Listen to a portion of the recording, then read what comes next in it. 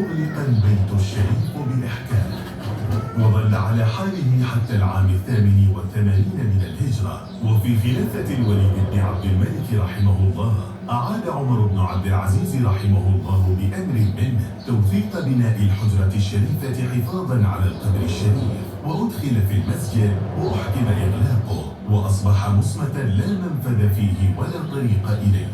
واشترى رحمه الله بقية حجرات أمهات المؤمنين رضي الله عنهن من أهلها، وأضافها للمسجد النبوي، ثم بنى رحمه الله حائطا مخمسا أضلاع من حجارة سوداء قوية لعزل القبور عن المسجد، ولكي لا يصلي الناس إلى القبور.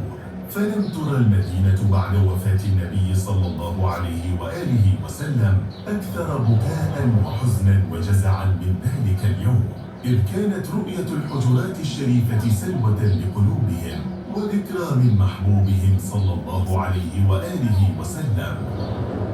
ثم مرت الأعوام وخلفاء المسلمين وأمراؤهم رحمهم الله يعتنون بالحجرة الشريفة وصيانتها وتوثيق بنائها على مر السنين.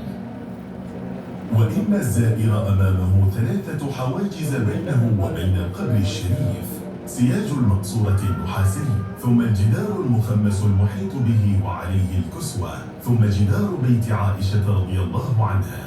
ولقد وصلت العناية بهذا المسجد الشريف وحجرته المباركة إلى ذروتها في عهد المملكة العربية السعودية أيدها الله.